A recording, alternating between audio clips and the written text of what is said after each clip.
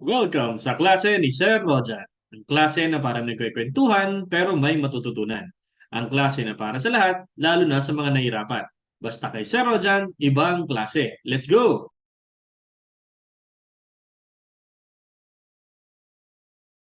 So ang atin namang pagkakwentuhan ngayon ay tungkol sa cost behavior.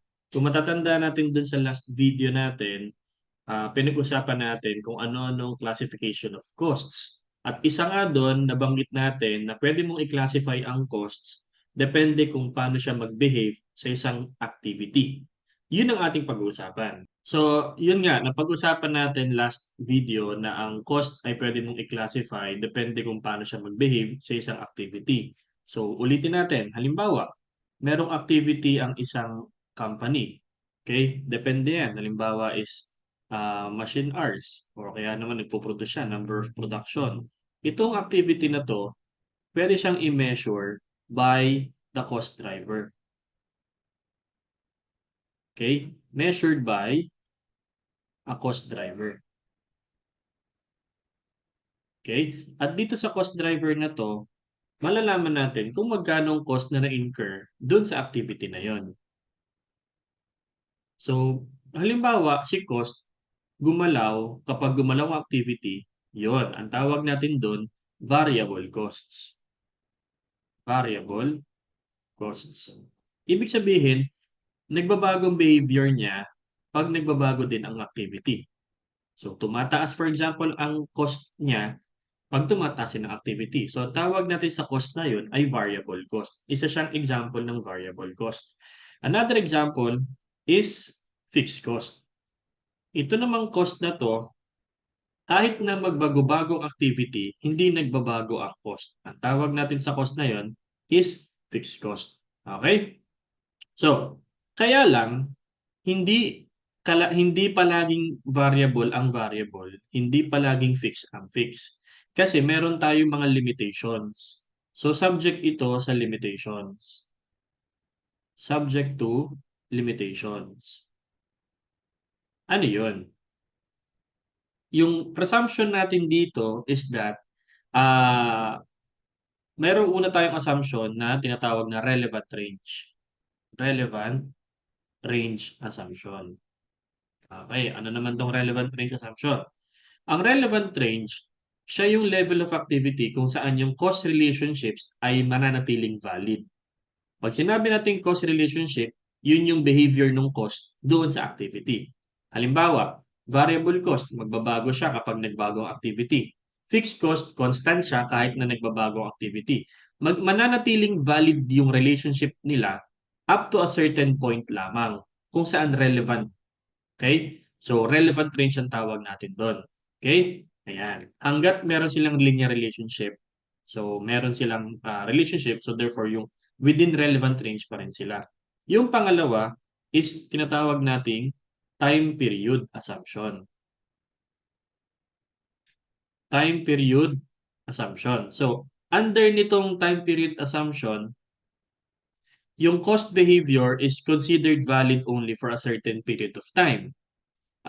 Over the long run, pwede nang hindi fix ang fix. Okay? Halimbawa, yung fixed cost, mananatiling fixed cost lang yan for a short run, for a short term. Pero on the long run, pwedeng magbago na siya. So, hindi na ngayon siya fixed. So, again, yung ating behavior ng fixed cost is naka-subject siya sa limitation ng halimbawa relevant range at saka time period. So, hindi siya palaging variable yung cost na yon, hindi palaging fixed yung cost na yon. Kasi nga, subject sa limitations ang ating cost behavior. Okay? Ayan. So, again relevant range, mananatiling valid yan up to a certain range of activity lang or level of activity. Okay? Usually based on capacity to. Usually based on capacity. Dito natin, by the way, sinusunod yung formula natin na Yabix or Yabix. Okay? Yun yung ating y equals a plus bx. Mamaya, didiscuss natin yan. Kung ano ibig sabihin ng Yabix na yan. Okay? Again, ang time period naman is valid only for a specific time only. Specific time only. Okay? Halimbawa, after 1 year, yung fixed cost, pwede na hindi siya fixed. So, hindi na siya pwedeng ma-considered as fixed cost.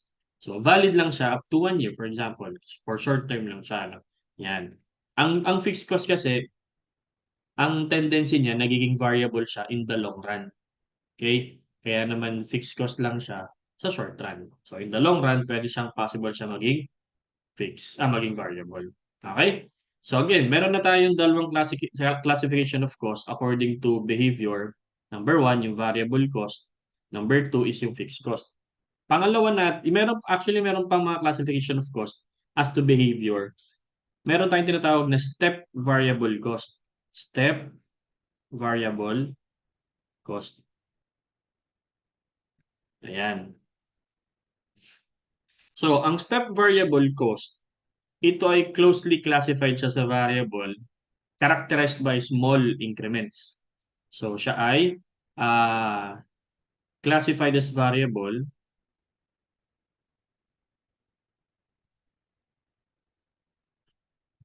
which is characterized by small increments. Characterized by small increments or changes. Now, kung sakaling i-graph natin siya, no, paano bang itsura niya? Dahil meron siyang characteristic ng variable, nagbabago siya pag nagbabago activity. Pero ang kanyang pagbabago, maliliit lamang. So, para siyang ganitong itsura. Bawa, ito yung linear graph mo. Ito yung cost mo, ito yung activity.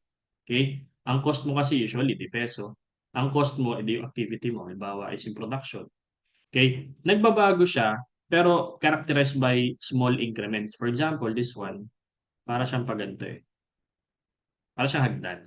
Kasi tinawag na step variable. Ang variable cost kasi, dito kilalagay yan, number one. Ang variable cost, para siyang ganito. Tuwid, no? Linear. Okay? Direct yung relationship niya. Pag nagbago yung activity, magbabago yung cost. Yung namang fix, edi hindi siya nagbabago, no? Yung number two, ha? Fix, ito siya. For example, yan. Kahit na magbago activity mo, yung cost related to that activity, hindi nagbabago. So, fix yun. Example nga, yung rent. Kahit na dami yung unit of production mo, hindi nataas yung rent mo, then yung rent expense mo is considered fixed.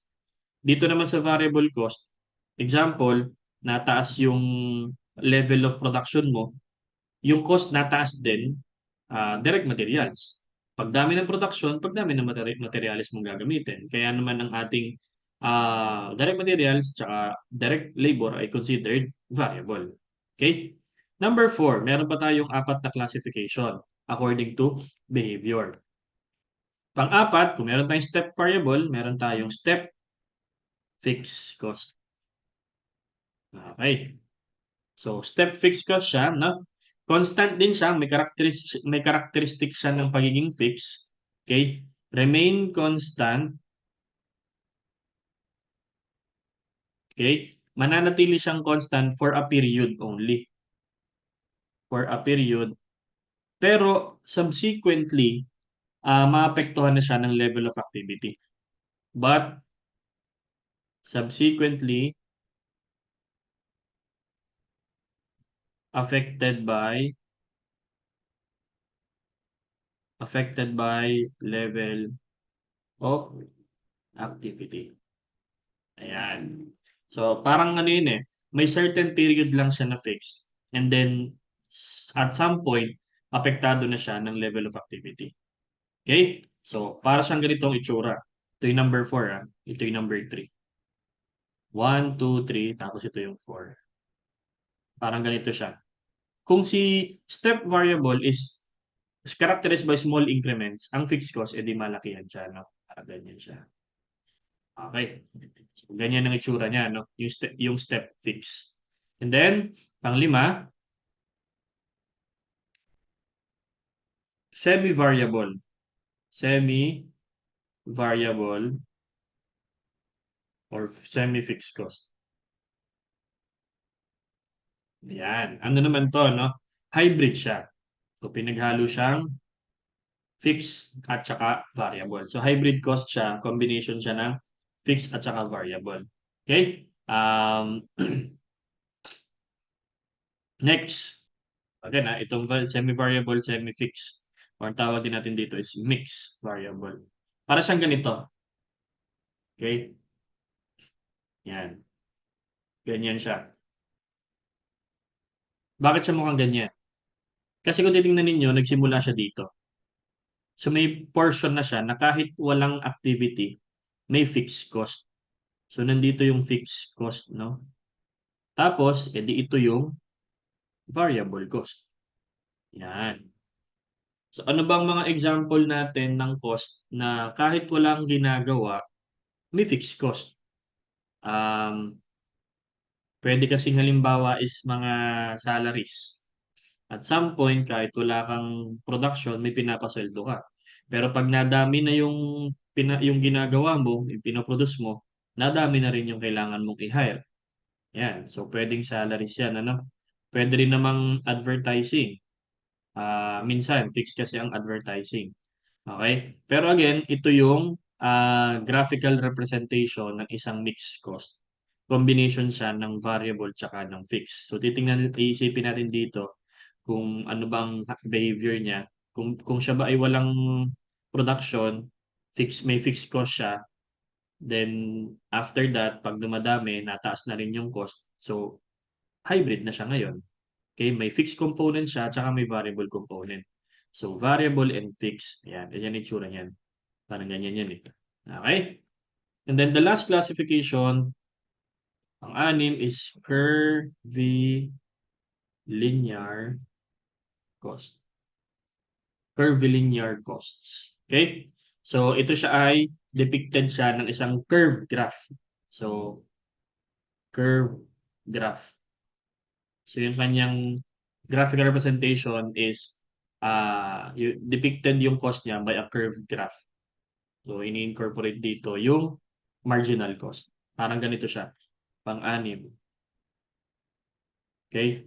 For example, nataas siya tapos magiging ganan. Yan. Curvilinear yan. Ito yung tinatawag nating relevant range.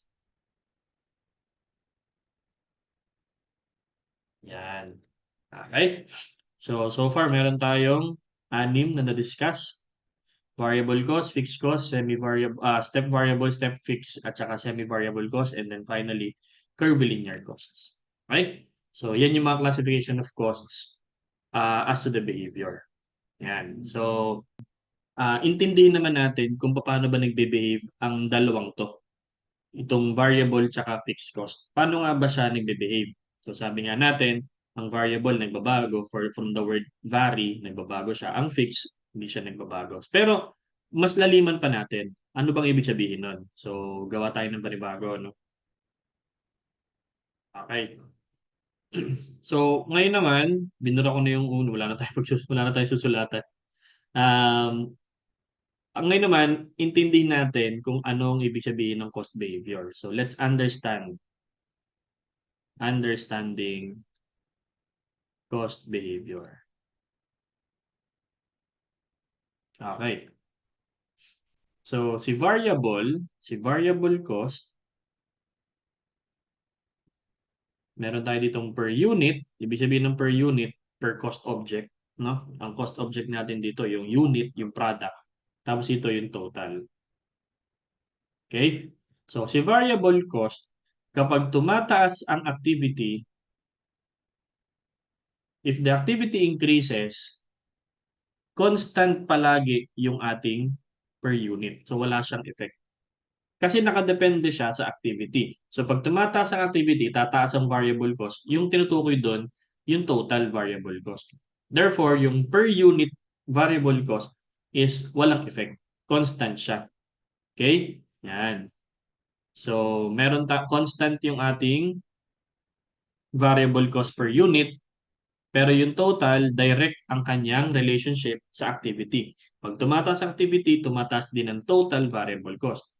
Pag bumababa naman ang activity, nananatili pa rin constant ang ating per unit, pero yung total, bababa din.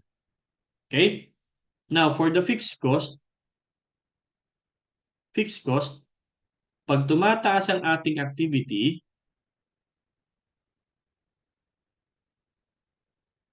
constant yung ating total. Constant siya. So, hindi siya magbabago. At dahil hindi nagbabago yung total, mathematically, hindi nagalaw yung kanyang numerator pero yung denominator mo tumataas, ang tendency ng per unit is pababa siya. So, inverse ang relationship ng fixed cost per unit at activity. So, pag tumataas ang activity, pag dumadami ang production mo, for example, at hindi nagbabago yung renta mong binabayaran, yung rent cost per unit na baba. Para bang nasusulit mo yung fixed cost. Okay? Kasi nadami yung iyong ginagawa. Then, pag bumababa naman yung fixed cost mo, I mean yung activity, again, constant pa din yung total fixed cost mo, pero yung per unit mo is tataas kasi nga inverse. Bigyan ko ng example. Halimbawa, ito yung iyong activity, ito yung iyong cost. Ang cost mo, for example, is rent. Rent natin hindi nagbabago buwan-buwan or kahit anong klaseng kahit gaano karaming ipinoproduce mo. Example, nag-produce ka ng 1,000. O, magkano ngayon ang per unit mo? Ang per unit mo, 10,000 divided by 1 is 10 pesos per unit. Okay? Kasi Y over X yan eh. Okay? Tapos, nag-produce ka ulit, 2,000. Hindi pa rin nagbabago, 10,000 pa din. O magkano na ngayon yung inabot ng kada isa? Kada isang pirasong napuproduce mo, 5 piso ang binabayad mo sa renta. Nag-produce ka ng 5,000. Okay? Nasusulit mo lalo yung renta mo kasi nadami yung ginagawa mo, hindi naman nagbabago yung renta mo. So ngayon, ang kada isa ngayong product, charge ka ng rent ng 2 pesos rent. As you notice, habang nataas yung iyong level of activity, nababa yung per unit fixed cost. Pero yung total niya remains the same. Hindi siya nag-a-adjust or hindi siya nagbabago. Okay? So yun yung ibig sabihin natin, ano? Para sa lalo maintindihan natin siya. Okay? So, kanina, okay na tayo dyan. Hopefully, nasundan tayo dito kasi ito, mahalaga to dahil maraming topics sa MS ang ginagamit ng variable tsaka fixed cost terminologies. So, dapat ito, maintindihan talaga natin siya, no? Ma-master natin siya. Tapos, nabanggit ko kanina yung Yabix. Ginagamit natin to sa relevant range assumption. Ano nga ba ang ibig sabihin ng Yabix? May dalawang pananaw eh. Sa point of view ng accounting at saka sa point of view ng algebra. So doon muna tayo sa point of view ng accounting. Ang Y, ang ibig sabihin niyan, yan yung total cost. Okay? Sa algebra, yan ay tinatawag nating dependent variable. Kasi ang X and Y, variables yan. Variables. Yung A, okay, yan yung ating total fixed cost. Total fixed cost. Sa algebra, ang tawag natin dyan is constant. Dahil nga siya ay fixed cost, constant yan. Okay? Yan. What else? Si B naman, ang tawag natin dyan sa accounting, si variable cost per unit. Variable cost per unit. Sa algebra, ang tawag natin dyan, slope. And then finally, si X, tawag natin dyan, si activity. Yan yung level of activity. Tapos, sa algebra, hindi siya yung independent variable. Okay? Yan. So, memoryahin natin yung Yabix, ha? Ngayon, ang problema, kung ang Y ay total cost at ang classification mo ay ika-classify mo yung total cost between fixed and between variable, paano mo ngayon isa-segregate itong Y para ma-distribute mo siya into fixed at saka into variable cost? Okay? Yun yung kasunod nating pag-uusapan. Yung cost segregation techniques. Paano natin paghihiwalayin yung total cost into total variable cost and into total fixed cost. Kasi ito nga yung total fixed cost. Ito ngayon, fixed cost, variable cost per unit, tapos ito activity. Kaya pag pinag-multiply mo yung dalawa, total variable cost. Kaya ang total cost mo is equal to total fixed cost plus total variable cost. Okay? Ang tanong ulit, paano nga natin paghihiwalayin itong total cost para malaman natin kung magkano total fixed cost and kung magkano total variable cost. Bakit pa natin paghihiwalayin? Ang hirap sa inyo, pinaghihiwalay, magkasama na nga. Kasi nga, for decision-making purposes, para alam natin kung magkano yung ating fixed at kung magkano yung variable cost natin. Okay? So yun lang, yun yung ating pag-uusapan sa susunod na video natin, cost segregation techniques or approaches. Okay? So putulin natin dito para at least makapahinga ka at makapag-ready ka na sa susunod ng video natin. Okay? So Feline, meron tayo na dagdag dyan sa inyong knowledge at matulungan kayo sa inyong preparation sa board examination. So again, good luck sa inyong CPA journey and ingat kayo palagi. Bye-bye!